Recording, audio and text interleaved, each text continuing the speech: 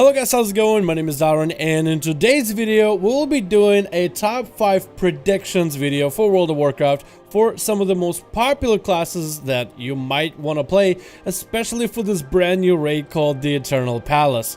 I myself have been trying to get into some of the mythics, and we actually downed a couple bosses, and the raids are absolutely phenomenal. Today we'll be taking a look at World of Warcraft logs from Heroic in order to see which classes are shaping up to be some of the more popular choices when it comes to diving into this brand new raid in Mythic.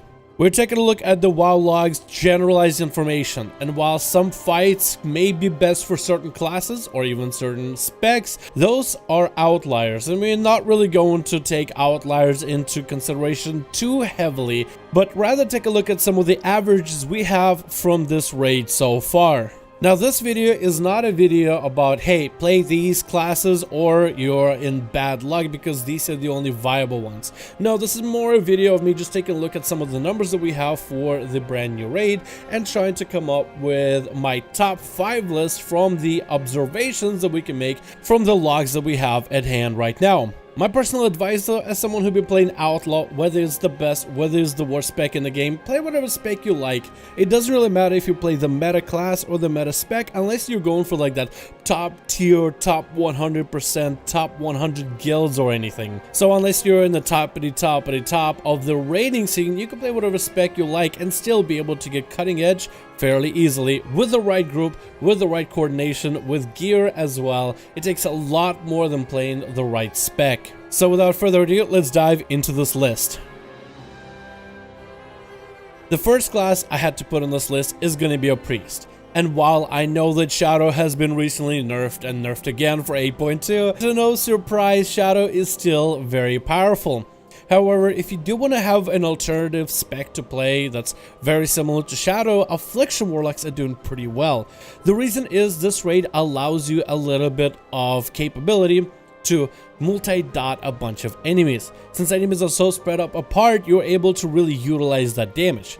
The reason I would put Priest on this list as well is also for their healing specs. You have Discipline and you have Holy. Now, for me, if a class has a healer choice role, then you definitely do want to consider just how strong that role is.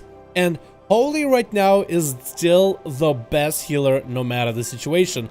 If you want raw healing output, Holy is going to be the best for that. But then you also have Discipline Priest, which has its own niche carved out, primarily in the top tier mythic raid teams, where you're able to really ramp up massive amounts of healing to deal with a lot of AoE damage, but only with the right skills in hand.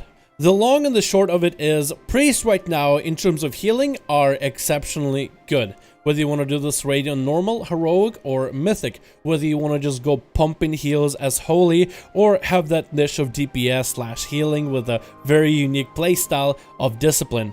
Or if you simply want to play Shadow, all 3 specs of this class are right now from the WoW logs performing exceptionally well. Especially great for anybody who's been a Shadow Priest main and saw some of the changes to Priest. Oh, woe is me, 8.2 is going to be nerfing us. It's like, psych. We are still amazing, we're still great because of the fights and the way that the mechanics work, allowing priests to really utilize that multi-dot playstyle that makes them oh so powerful. And of course, the better gear that we get does make up for some of the damage loss that come with the patch 8.2 nerfs. Next up, we're gonna have to talk about Demon Hunters. Now, every single class that has a tank spec, I have to give them a little bit extra of a competitive edge when it comes to making this list. With the changes in patch 8.2, Blizzard has been trying to equalize tanks as best as possible. And to no surprise, in my Mythic Raid group, we actually have a tank playing Bear.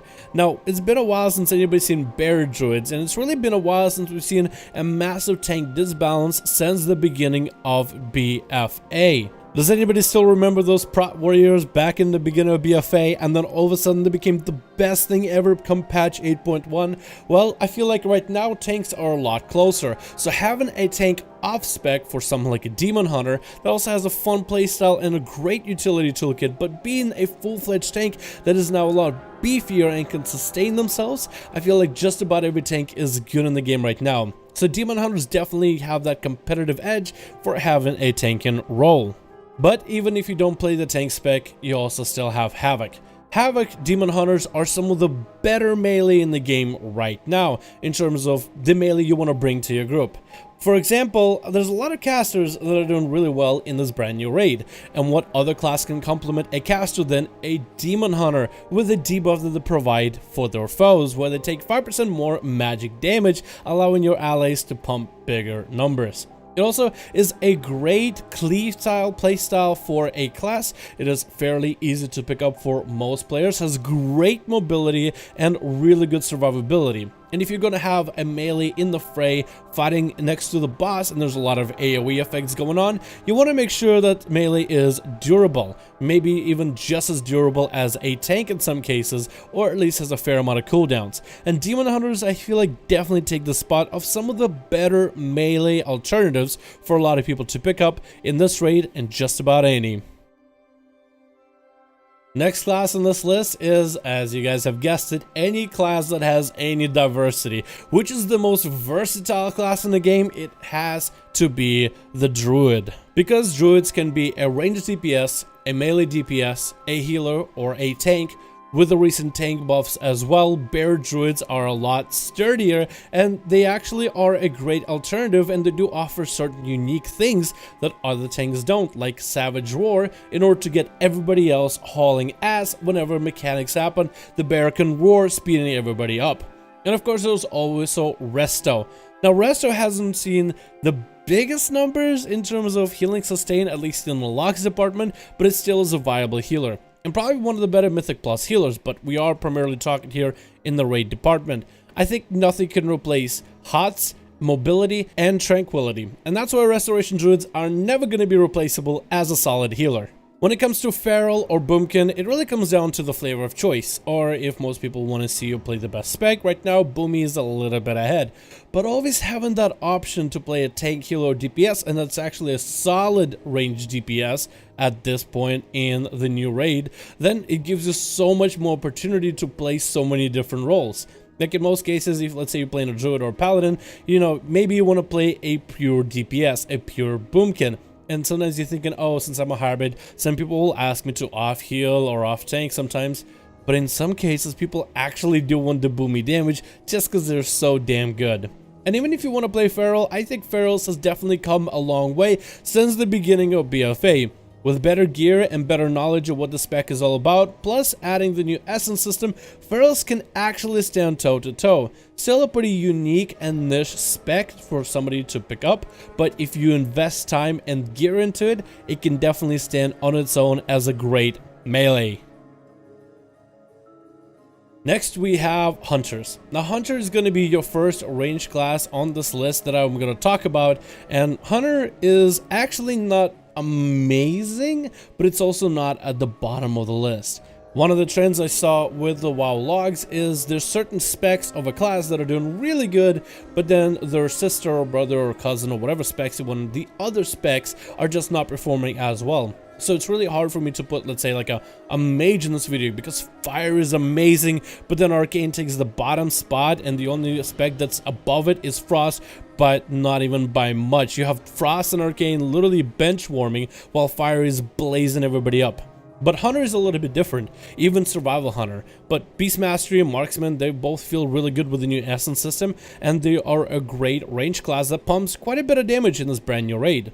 What I like about Hunters, primarily Beast Mastery and Marksman, or I guess more Beast Mastery, is because you're a range class that doesn't have to cast. That means you can stay on the move, DPS your enemy, you don't have to worry about casts and moving, but if you don't have an issue with casts and you can find points where you can get those aim shots in, you're going to be rewarded with amazing damage if you decide to spec into Marksman. And Survival, I'm actually surprised to see Survival not at the very bottom of the charts. It does make me want to wonder who the hell is playing Survival and how do you play it. But hopefully we'll see some more guides and some more information about Survival very soon. But that spec has definitely picked up a little bit more room, primarily again with the Essence system. It feels like this Essence system in patch 8.2 is just a miracle worker. But Hunters are always going to be great, I feel like, no matter what. not only for the leveling experience or maybe the ease of play, but the fact that you can use instacast ranged abilities and still do ranged mechanics. It's a nice gap between playing a melee and playing a mage that have to cast every one of your spells, where you can move but also have that instacast melee affordability. Last class on this list, and that's gonna be tough. I'm gonna have to go with Paladin, although monks are gonna be interchangeable here. So in a sense, I'm putting two classes in this tier 1 or tier 5, I guess, but they are pretty much interchangeable, and I'll explain them in a second. First of all, Paladins, and I guess you can apply this for monks as well, both have a tank spec and a healer spec. How good are those specs? Holy Paladins have blown me out of the water. They are insanely powerful right now as a healer, whether in a raid, dungeon, or hell, even PvP. But in this brand new raid, they're doing fantastic. And a lot of Paladins were kind of worried that maybe their best Azeroth trade was gonna get nerfed. And while it did receive some nerfs, Paladins are still unstoppable. When it comes to playing prot, you do have a lot of utility. You still are a tank, maybe like a good side tank or off tank, because you don't have constant mitigation like some of the other tanks, but the utility that you bring, it's like a mix of a warrior and a mix of a demon hunter with its utility, but not as much great sustainability, but still great cooldowns and still a very solid tank. Not the worst tank, I won't say the best tank, but I feel like all the tanks are just so close to one another. It definitely adds plus points into the Paladin and monk. And if somebody doesn't need you playing prot, or doesn't need you playing holy, which are going to be the specs that most people will want you to play because those specs are just doing super well right now, you have the option of playing Retribution Paladin, and for monks you will have Windwalker. And Retribution Paladins are not really all that bad. Fairly fun playstyle, you do bring a little bit of utility to the group, and it's a solid melee that can pump big numbers, mostly with burst-based damage, and the Essence system again, of course, helps them out a bunch. The same thing goes, I guess, to the Windwalker as well. But in a sense, Paladins and monks are very interchangeable because they both have really solid healers, really solid tanks, and very decent DPS. One is a strength class, which is why I wanted to list Paladin on heroes, because I haven't put a strength class on this list so far, and the other is agility, so you can pick which one you like. But personally for me, I like the lore and the style that Paladins have to their abilities, the flashy effects, and that massive plate armor. So that's just a personal favorite. Anyway guys, that's going to be my list for some of the classes that I think are going to be the best for this brand new raid, or at least in the top tier of popularity. Now, any class and any spec can be made best for any situation. Like, for example, Outlaw rogues. As soon as a fight has AoE, I can tear it up. But as long as it's a full single target fight, I know that I'm going to be hanging behind Assassination. And I think it's perfectly fine. I just want to take a look at some of the numbers because I'm a nerd like that. I like looking at numbers and figure out what are going to be some of the more popular options right now in the Eternal Palace, particularly with the fact that we are heading into the brand new Mythic raid. Thank you guys so much for watching. What classes would you put in your top 5 popularity list? Which ones would you change, and which ones are you playing right now that are on this list? Let me know your thoughts down in the comments below. Thank you guys so much for watching. Hope you enjoyed. Play whatever you like, because this video doesn't really make that much of a difference. I just wanted to make it for the fun of it. Thank you all, and I'll see all of you in another video.